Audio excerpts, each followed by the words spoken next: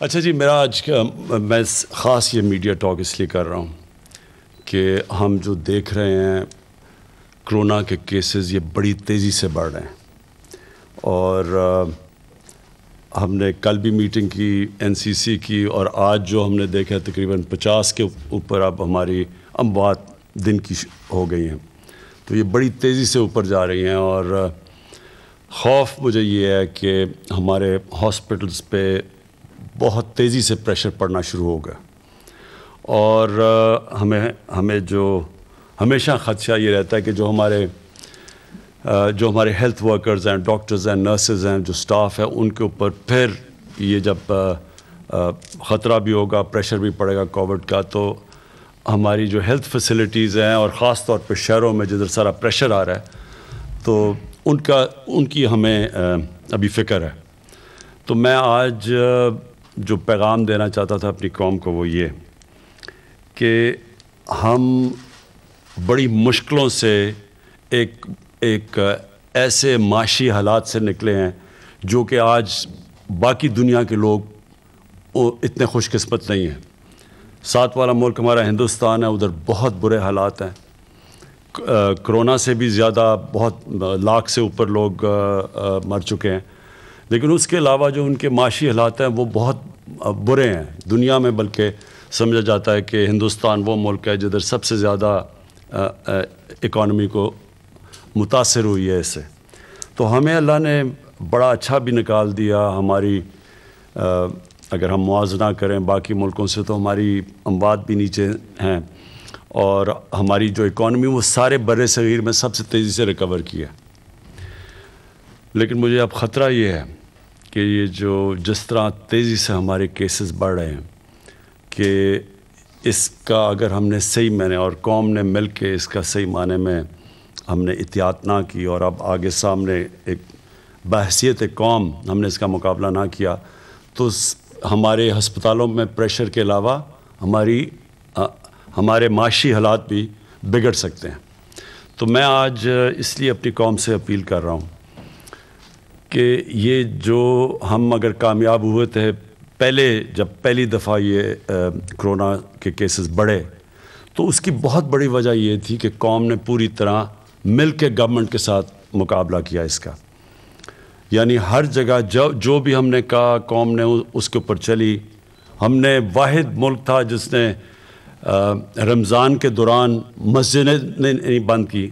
پاکستان وہ ملک ہے، ساری مسلمان دنیا میں مسجدیں بند کی گئی، پاکستان نے نہیں کی، لیکن ہم کامیاب اس لیے ہوئے کہ علماء نے ہمارے ساتھ پوری گورنمنٹ کے ساتھ مل کے پوری تعاون کیا، انہوں نے اپیل کیا، مسجدوں نے SOPs کے اوپر پوری طرح عمل کیا، اور آپ کے سامنے ہے کہ جون کے بیچ میں تقریباً 120 اموات دن کی تھی، اور پھر اس کے بعد نیچے آنی شروع ہو گئی۔ تو اب بھی میں اپیل کرنا چاہتا ہوں اپنے علماء سے، اپنے اوپینین میکر سے،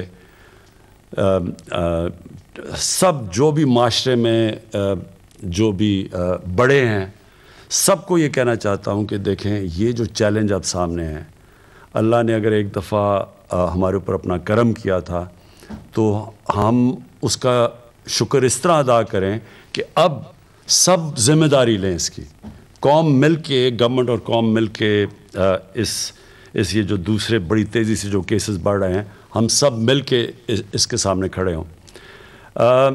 میں جو دوسری چیز کہنا چاہتا ہوں وہ یہ کہ ہم نے فیصلہ کیا ہے کہ ہم اپنی فیکٹریاں نہیں بند کریں گے، ہم روزگار میں جو بھی چیزیں روزگار دیتی ہیں ہم ان کو بند نہیں کریں گے، ہم اپنے لوگوں کے اوپر وہ جو مثلاً اس وقت یورپ میں، انگلینڈ میں انہوں نے پورا لاک ڈاؤن کر دیا ہے، ہم وہ نہیں کریں گے، کیونکہ ہمارے ملک کے اندر جو دہاڑی دار ہیں، جو وہ طبقہ جو کہ دن میں محنت کر کے اپنے بچوں کا پیٹ پالتا ہے، ان کو ہم بے روزگار نہیں کر سکتے، تو ہم نے یہ فیصلہ کیا ہوا ہے۔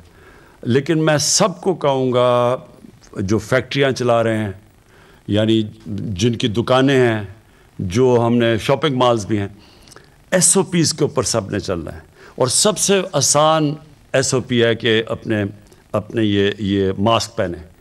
یہ سب سے زیادہ ایک آسان چیز بھی ہے، لیکن اس سے وہ پھیلتی سب سے کم ہے۔ یہ جو کرونا وائرس ہے، جو کووڈ ہے.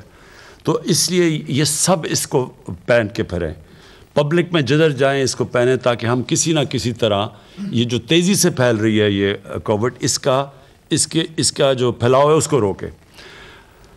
اور پھر سے میں یہ ریپیٹ کرتا ہوں کہ ہم نے اپنے کاروبار، فیکٹریز ہم نے بند نہیں کرنی، کیونکہ اس وقت ہماری ایکسپورٹس، اللہ کا شکر ہے کہ بڑی دیر کے بعد ہماری ایکسپورٹس بڑھی ہیں اور بڑھ رہی ہیں. اور ہماری اگر ہم مقابلہ کریں ہندوستان اور بنگلہ دیش سے، کووڈ میں ان کے ہمارے سے پیچھے، ہمارے ان سے ہم تیزی سے آگے بڑھے ہیں. اور فیصل آباد ابھی میں ہو کے آیا تھا، وہاں ساری ہماری ٹیکسٹائل انڈسٹری پوری طرح چل رہی ہے اب وہاں، بلکہ ان کو اب لیبر کی کمی ہو گئی ہے، اتنی تیزی سے وہ فیکٹریاں چل رہی ہیں. تو ہم اب ان کو بند نہیں کریں گے، کیونکہ ہم نے یہ فیصلہ کیا ہے کہ اگر ہم کرونا سے بچاتے بچاتے اپنے لوگوں کو بھوک سے نہیں مار سکتے، اور مشکلوں سے اگر ہمارے حالات اب بہتر ہوئے ہیں تو ہم اپنی اکانومی کو نہیں روکیں گے. تو میری اپیلز جو میں نے آپ سب کو آج بلایا، میری اصل وجہ یہ تھی کہ لوگوں کو احتیاط کرنی چاہیے، ذمہ داری لینی چاہیے. جس طرح ساری قوم نے مل کے پہلے SOPs کے اوپر چل کے تو اس کو کرونا کو شکست دی تھی، یعنی ایک دم کیسز نیچے آ گئے تھے، پھر سے ہم سب کو مل کے وہ کرنا چاہیے. جی اچھا سر، یہ فرمائیے، سر محمد شاہد چودھری میرا نام ہے، 92 نیوز سے میرا تعلق ہے. سر یہ فرمائیے گا کہ آپ نے پہلے بھی کرونا کے اوپر جو ہے بڑے زبردست اقدامات کیے، اب اپوزیشن کی جانب سے جلد سے جلوس لگاتار کیے جا رہے ہیں، اب ان کی جانب سے جنوری میں حکومت جانے کی اطلاعات بھی دی جا رہی ہیں، کیا وجہ ہے؟ کیا ان کو جلد سے جلوس کی آپ اجازت دیں گے، جبکہ آپ نے تعلیمی ادارے جو ہیں وہ بھی بند کر دیے ہیں؟ کیا آپ نہیں سمجھتے کہ ان کے جلد سے جلوس جو ہیں ان کو روکنا چاہیے؟ دیکھیں، 50 سے اوپر اموات ہوئی ہیں پچھلے 24 گھنٹے میں، اور یہ گئی ہیں تقریباً 2 ہفتے میں، یہ 8-9 سے یا 6-7-8 اس طرح تھی، ادھر سے پہنچی ہیں 2 ہفتے کے اندر 50 پہ پہنچ گئی ہیں. اور اگر یہ احتیاط نہ کی، آپ دیکھتے رہیں گے، کیونکہ یہ تو ساری اب ریکارڈڈ ہیں، تو یہ اسی طرح بڑھتی جائیں گی. کوئی بھی ہمیں ایسی چیز نہیں کرنی چاہیے جدھر لوگ جمع ہوتے ہیں. ہمیں پتہ ہے کہ یہ جو کیسے پھیلتی ہے کرونا، جب لوگ قریب جمع ہوتے ہیں اور کلوز کانٹیکٹ کے اندر یہ تیزی سے پھیل جاتی ہے. اس لیے میں نے پہلے بھی اپیل کی تھی، ہم نے اپنا جلسہ پہلے بھی ختم کر دیا تھا. ہم نے یہ فیصلہ کیا تھا کہ اس وقت جب تک یہ ہم اس کے اوپر قابو نہیں پاتے، یعنی نیچے نہیں جاتی کرو، تب تک ہم کوئی پبلک گیدرنگ نہیں کریں گے. اور یہ اس وقت اسلام آباد ہائی کورٹ کا بھی آرڈر ہے، لوگوں کی جانوں کو خطرے میں ڈال رہے ہیں. یہ کوئی فائدہ نہیں ہونا ہے جلد سے جلوس سے، کوئی کسی کو NRO نہیں ملنے لگا، جتنے مرضی آپ جلد سے جلوس کر لیں، لیکن لوگوں کی جانوں کو خطرے میں ڈال رہے ہیں. اس لیے ہم بالکل اس کی اجازت نہیں دیں گے. صاحب یہ رہنمائی فرمائیے گا کہ آپ کی لاہور میں موجودگی سے استفادہ کرتے ہوئے لاہور سے متعلق ایک سوال کرنا چاہ رہا ہوں کہ پنجاب میں عثمان بزدار کی قیادت میں ہر ہفتے کسی نہ کسی پروجیکٹ کا جو ہے وہ افتتاح ہو رہا ہے، لانچنگ ہو رہی ہے. ایک آپ کا پروجیکٹ ہے جو میگا پروجیکٹ جسے پروجیکٹ ہے، اس کے حوالے سے کچھ شبہان بھی ہیں کہ اتنا پیسہ کہاں سے آئے گا؟ لاہور کی آگے ہی اتنی آبادی ہے، کیا اس سے کوئی آلودگی میں اور کوئی اضافہ نہیں ہوگا؟ آپ کے ذہن میں کیا ویژن ہے کہ یہ پروجیکٹ ملک کے لیے یا لاہور کے لیے کیا فوائد دے گا؟ دیکھیں، یہ بڑا اچھا آپ نے یہ سوال پوچھے ہیں کہ یہ پروجیکٹ جو ریور راوی پروجیکٹ ہے، اس کا کیا فائدہ ہوگا. 2 پروجیکٹس ہیں اس وقت جو بہت ضروری ہیں پاکستان کے لیے. ایک ہے راوی کا پروجیکٹ، دوسرا ہے کراچی میں جو بنڈل آئلینڈ پروجیکٹ ہے. یہ کیوں ضروری ہیں؟ کراچی پھیلتا جا رہا ہے، اور اگر کراچی کے اوپر اگر نہ ایک ماڈرن شہر بنے جو پریشر لے کراچی سے، تو کراچی اتنا پھیل گیا ہے کہ نہ وہاں گندگی اٹھ سکتی ہے، نہ وہاں کچرا اٹھ سکتا ہے، نہ سیوریج سسٹم کام کرتا ہے، نہ پانی پہنچ سکتا ہے، کیونکہ جتنا شہر پھیلتا جائے اتنا مسئلہ آ جاتا ہے. اور پھر آلودگی، پولوشن بڑھتی جاتی ہے، کیونکہ آپ اگر کانکریٹ پھیلاتے جائیں گے پولوشن بڑھتی جائے گی. لاہور کا کیا ہے کہ لاہور میں سب سے بڑا مسئلہ آ گیا کہ پانی لاہور کا بالکل نیچے چلا گیا، اور جس ریٹ پہ لاہور پھیلا ہے، لاہور ہم پچھلے 20 سال میں 1.5 گنا زیادہ بڑھ گیا ہے، جو لاہور 20 سال پہلے تھا اور آج. اور پچھلے 20 سال میں لاہور کے جو درخت ہیں وہ 70% کم ہو گئے ہیں، جو گرین کور ہے وہ کم ہو گئے، جس کی وجہ سے آلودگی بڑھ گئی ہے اور یہ بہت بڑا ایشو بن گیا لاہور میں. ایک پانی کا مسئلہ آ گیا، ایک یہ پولوشن بڑھ گئی، اور تیسری چیز لاہور پھیلتا جا رہا ہے اور پھیلتا جا رہا ہے. اگر یہ جو راوی پروجیکٹ جدھر بن رہا ہے، اگر لاہور میں اگر یہ ایک نیا شہر جو یہ بن رہا ہے راوی پروجیکٹ، اگر یہ نہیں بنتا، ویسے ہی 5-6 سالوں میں لاہور نے وہاں پہنچ جانا ہے. اور ہوگا کیا کہ ان پلانڈ ڈیولپمنٹ ہے یہ ساری. ان پلانڈ ڈیولپمنٹ کا مطلب کہ نہ کوئی دیکھتا ہے کہ سیوریج ہے، نہ گندگی کدھر جائے گی، کچھ نہیں دیکھتا، وہ ساری جا رہی ہے راوی میں، جو کہ ایک سیوریج، صرف سردیوں میں صرف سیوریج ہی ہے راوی کے اندر، پانی ختم ہو گیا. تو مقصد اس کا راوی پروجیکٹ کا لاہور کو بچانا ہے.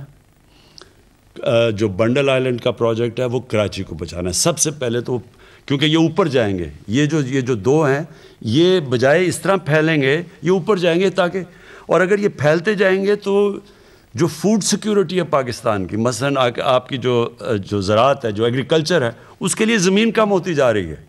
اس لیے ساری دنیا میں، نیو یارک میں کیوں شہر اوپر جاتے ہیں؟ کیونکہ وہ بچاتے ہیں اپنے گرین ایریاز کو. تو یہ جو راوی کا پروجیکٹ ہے، پہلے تو یہ پانی بچائے گا. اس سے راوی کے اوپر میں نے اس لیے عمران منیر کو خاص طور پہ یہاں بٹھایا ہے کہ یہ آپ کو مختصر بتا دیں گے کہ اس کے کیسے وہ لاہور کی واٹر ٹیبل اوپر آئے گی، کیسے ٹریٹمنٹ پلانٹ لگائے جائیں گے سیوریج کے، تاکہ صاف پانی جائے راوی کے اندر، تاکہ راوی ریور، جو راوی بالکل ہی نالا بن گیا سردیوں میں، اس کو کیسے ریوائیو کرنا ہے. راوی بھی بچے گا، گراؤنڈ واٹر بھی کیسے لاہور کا اوپر جانا ہے. پھر 60 لاکھ درخت اگائے جائیں گے وہاں تاکہ وہ ہوا کو صاف کرے. ایک ماڈرن سٹی بنے گی جو سارا جو گرین سٹی کہتے ہیں، دونوں کراچی، وہ بنڈل آئلینڈ کا بھی وہ، اور میں بنڈل آئلینڈ جو آئلینڈ کا جو ہے جو کراچی کا جو آئلینڈ ہے اس کا بھی آپ کو بتا دوں. وہ جو ہے وہ اس کی سب سے بڑی چیز یہ ہوگی کہ جو وہاں مینگروو، وہ جو درخت اگے ہوئے ہیں ان کو بچائیں گے. پھر وہ جو مچھلی پکڑنے والے ہیں، ان کے لیے جو مچھیرے ہیں، ان کے لیے پوری طرح ہم تیاری کر رہے ہیں، کیونکہ وہ اس وقت جو وہاں پانی جا رہا ہے وہ صرف سیوریج جا رہا ہے سارے کراچی کا. پھر اس کو واٹر ٹریٹمنٹ پلانٹس بنیں گے. تو وہ بھی جو بنڈل آئلینڈ بھی جو ہے، اس کے پیچھے پورا ایک پلان بنا ہوا ہے کراچی کو بچانے کا، وہ مینگرووز کو بچانے کا. وہ جو بیچارے مچھیرے ہیں جن کو بھی اندر جانا پڑتا ہے مچھلی پکڑنے لے، کیونکہ سارا سیوریج جا رہا ہے باہر، وہ سیوریج کو ٹریٹ کرنے کا. صرف مقصد ان کا کراچی کی مدد کرنا. اور پھر راوی پروجیکٹ اور بنڈل آئلینڈ سے فارن ایکسچینج آئے گا پاکستان میں. ہمیں سب سے بڑا مسئلہ بنا ہوا ہے کہ ہمارے ملک میں جو اب تک مسئلہ آتا ہے کہ ڈالرز ملک میں کم آ رہے ہیں، ملک سے باہر زیادہ جا رہے ہیں. یہ جو 2 پروجیکٹس ہیں، یہ ڈالرز آئیں گے پاکستان میں، سارے ملک کو فائدہ ہوگا، ہمارے فارن کرنسی ریزروز کو فائدہ ہوگا، اور سب سے بڑی بات روزگار ملے گا. اس وقت ہمارا نوجوان آبادی ہے، بے تحاشا روزگار ملے گا راوی پروجیکٹ سے اور بنڈل آئلینڈ سے. مختصراً آپ پلیز اگر عمران آپ بتا دیں لوگوں کو کہ یہ جو راوی پروجیکٹ ہے، اس کے ذرا 1 2 3 یعنی 4-5 پوائنٹس بتا دیں لوگوں کو. بسم اللہ الرحمن الرحیم. جیسے کہ ابھی پرائم منسٹر صاحب نے بتایا، اس کا سب سے بڑا امپیکٹ پانی سے ریلیٹڈ ہے. اس میں ہم لوگ 28 سے 30 فٹ اونچی سائڈوں پہ دیواریں بنا کے 3 براجز کریٹ کر رہے ہیں، جس کے اندر پانی کو سٹور کیا جائے گا. آج آپ کا پانی سارا بہہ کے ضائع ہو جاتا ہے، لاہور کے کوئی فائدے میں نہیں آتا. جب پانی کو لیک کی فارم میں سٹور کیا جائے گا تو لاہور شہر میں ہی وہ پانی ریچارج کرے گا آپ کے ارد گرد کے پانی لیول کو. تو 50% سے زیادہ ہمارا پانی جو ڈپلیٹ ہو جاتا تھا، آگے نکل جاتا تھا، ہم لاہور کے فائدے میں لانے میں کامیاب ہو جائیں گے. دوسرا، اللہ نہ کرے ہمارے پانی کی کوئی سیلاب بھی آتے ہیں تو ہم اس کو بھی اس سے پروٹیکٹ کر سکیں گے. اور جو وہاں پہ بیٹھی ہوئی آج انلیگل آبادیاں بن گئی ہیں، ان کو بچانے کا بھی یہ طریقہ ہے تاکہ سیلاب آ جائے تو ان کی بھی جان بچ جائے، کیونکہ حکومت کی ایکچولی ذمہ داری ہے ان کی حفاظت.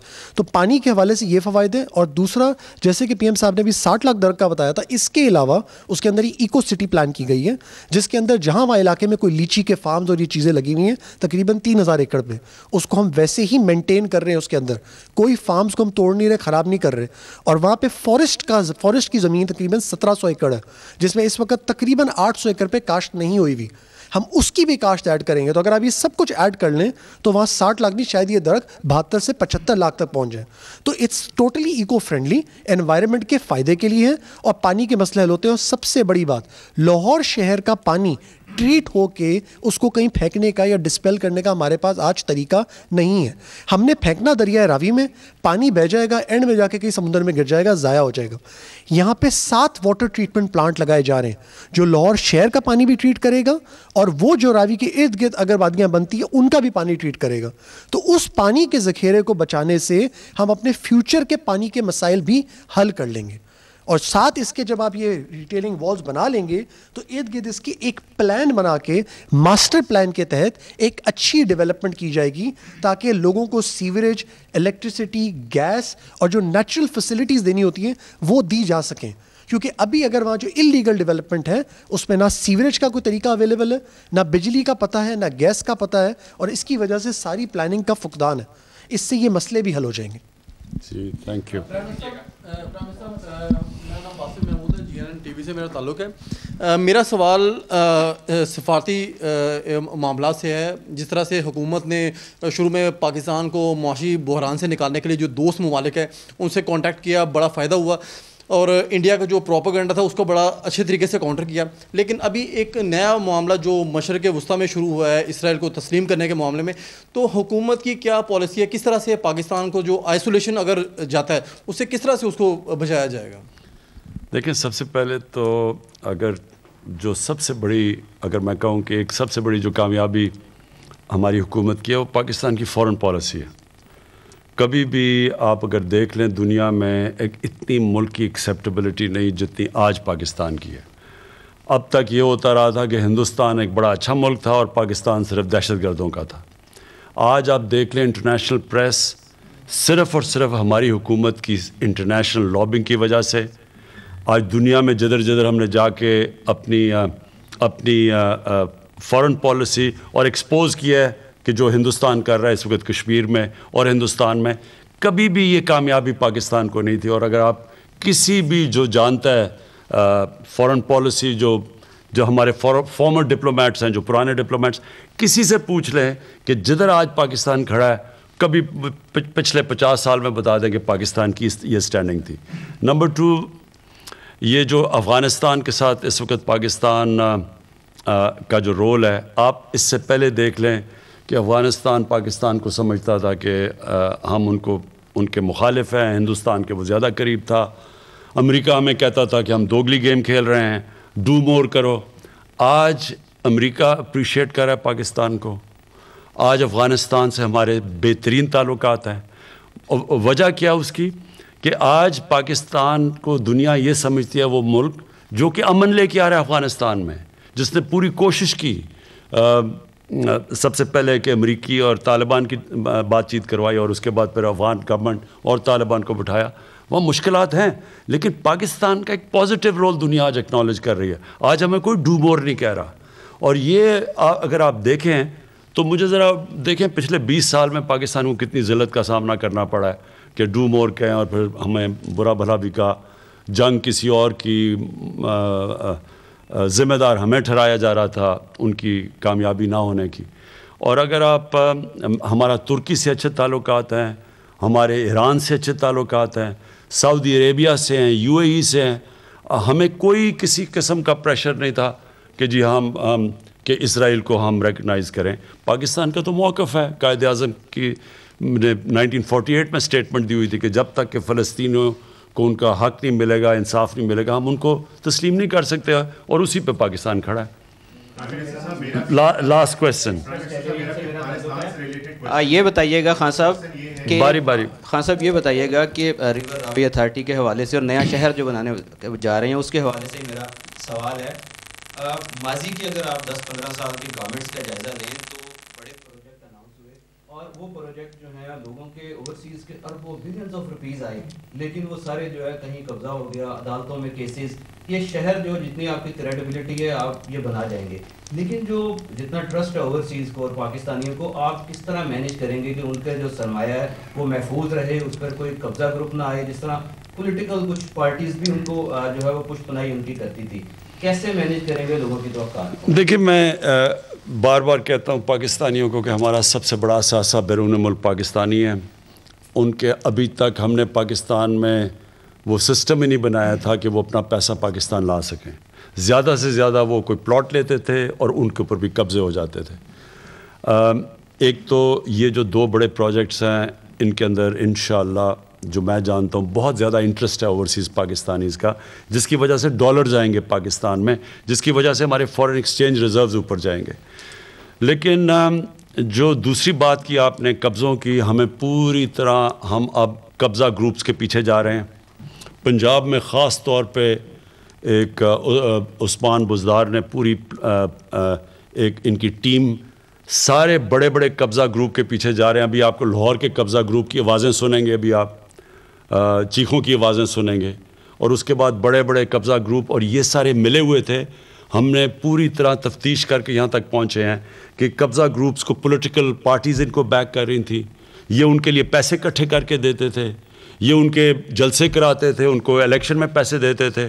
اس کے بعد وہ ان کو پوری کوئی ایڈمنسٹریشن ان کو ہاتھ نہیں لگاتی تھی.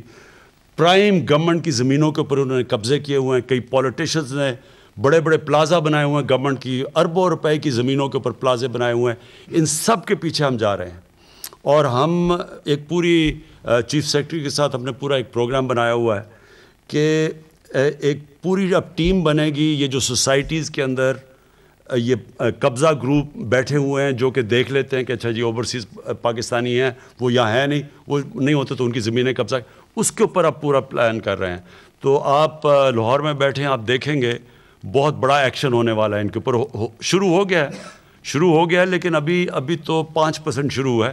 یہ آپ دیکھیں گے کہ ہم ایک قبضہ گروپ کے پیچھے جا رہے ہیں. ذیشان میرے سوال کے 2 حصے ہیں. اس وقت اپوزیشن کا جو بیانیہ ہے حکومت مخالف, وہ صرف ہے کہ مہنگائی ملک میں بہت ہے, حکومت کی معاشی پالیسیاں ٹھیک نہیں ہیں, اور آپ کی معاشی ٹیم پر اس حوالے سے خاصی تنقید ہوتی ہے. اس وقت جو ڈالر قدرے کم ہو رہا ہے, روپے کی قدر مستحکم ہو رہی ہے, کیا حکومت کی اس کے پیچھے کیا اسٹریٹجی ہے, یا یہ ایک مصنوعی چینج ہے؟ دوسرے نمبر پہ پنجاب کے اندر آٹا اور چینی بظاہر تمام ہم بازاروں میں دیکھتے ہیں موجود ہے, لیکن جس طرح کہا یہ جا رہا ہے کہ آٹا موجود نہیں ہے یا چینی موجود نہیں ہے, اتنا رش وہاں نظر نہیں آ رہا. کیا لوگوں کو اعتماد نہیں ہے, لوگ ان سہولت بازاروں میں جاتے نہیں, یا ایڈمنسٹریشن کی طرف سے کوئی ایشوز ہیں؟ دیکھیں, مہنگائی کا تو میں یہ کہہ دوں کہ ہمیں ایک تو شوگر مافیا, وہ تو اب کمپٹیشن کمیشن نے بتا دیا کہ یہ ملک کے مونوپلیز بناتے ہیں اور پھر یہ ملک کے قیمتیں بڑھا دیتی ہیں چینی کی. تو اس کے اوپر تو آپ دیکھ رہے ہیں کہ چینی کی بھی اب قیمتیں نیچے آنی شروع ہو گئی ہیں, اور اس کے اندر گورنمنٹ نے امپورٹ کی چیز سستی چینی لے کے آئے. اور ہمیں پہلے یہی نہیں پتہ تھا کہ شوگر مل ایسوسیشن ہی بتاتی تھی کہ قیمت کیا ہے چینی کی, وہی بیچ رہے ہیں, وہی بتاتے تھے قیمت کیا ہے, اور وہی پھر کہتے تھے کہ جی اتنی چینی ہو گئی ہے. اور کئی تو اب انہوں نے جو چینی ہمیں بتائی وہ زیادہ بتا دی, بعد میں پتہ چلا کہ کم ہے, اور جب کم ہوتی ہے قیمتیں اوپر چڑھ جاتی ہیں. یہ پورا ایک ہمیں پہلی دفعہ تجربہ ہوا ہے کہ کس طرح ایک مل کے مہنگائی کی جاتی ہے. اور گندم کا مسئلہ ادھر سے شروع ہوا کہ 2 سال غلط ٹائم پہ بارش ہو گئی, کٹائی کے وقت بارش ہوئی, اس سے ہماری گندم کم ہو گئی. جب گندم کم ہوئی تو اس کی قیمت اوپر چلے گئی, اور ہمیں اسیسمنٹس دی گئیں وہ غلط دی گئی فوڈ سیکورٹی کی طرف سے, اور پھر جو ہم نے امپورٹ کی وہ تھوڑی لیٹ ہو گئی, جس کی وجہ سے قیمت اوپر چلی گئی. لیکن ایک منٹ ٹھہر جائیں. لیکن جو آپ نے بات کی نا, اس کے علاوہ 2 بڑے مسئلے تھے پاکستان کے. ایک فسکل ڈیفیسٹ یعنی آمدنی اور خرچے میں کمی, دوسری کرنٹ اکاؤنٹ ڈیفیسٹ یعنی کہ پاکستان کی تاریخ کا جو ٹریڈ ڈیفیسٹ یعنی امپورٹس اور ایکسپورٹس کے اندر $40 ارب کا خسارہ تھا.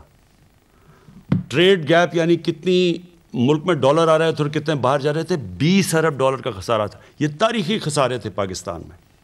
2 سال کے بعد آج ہمارا جو کرنٹ اکاؤنٹ ڈیفیسٹ کہتے ہیں, جس کے اوپر ریٹنگ ہوتی ہے ملک کی, یہ 17 سال کے بعد ایک کوارٹر یعنی پورے کوارٹر کے اندر جو ہمارا پہلی 17 سال کے بعد نفع میں گیا یعنی سرپلس میں گیا.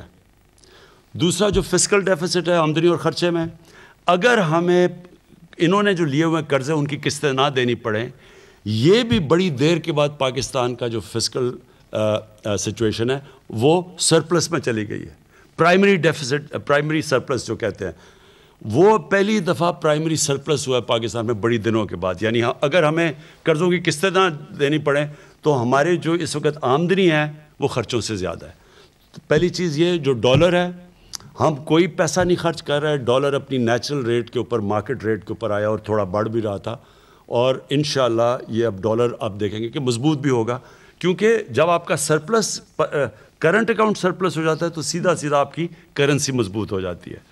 اور جو سب سے خوشائن چیز ہے کہ ہماری ایکسپورٹس جو کہ پچھلے 5 سال جو نون لیگ کے 5 سال تھے اس میں کیونکہ ڈالر انہوں نے اوپر بڑا رکھا ہوا تھا, اس سے ایکسپورٹس بلکہ وہیں کی وہیں رک گئی, 0% انکریز تھی. یہ اب بڑی دیر کے بعد پاکستان کی ایکسپورٹس ٹھیک ہو رہی ہیں. تو ہر طرف معاشی طور پہ پاکستان صحیح راستے پہ. یہ نہیں کہ ابھی مسئلے نہیں ہیں, کیونکہ ہمیں سب سے بڑا مسئلہ پڑا ہوا ہے کہ اتنا بڑا قرضے چھوڑ کے گئے ہیں, ان کا سود ہمارے اوپر پڑا ہوا ہے. لیکن جو اس وقت اکانومی ہے, اگر آپ چھوڑیں پاکستانی کیا کہتے ہیں, آپ انٹرنیشنل ایجنسیز دیکھ لیں تو ان سب کے اندر ہماری اکانومی آج پازیٹیو راستے پہ ہے. Thank you.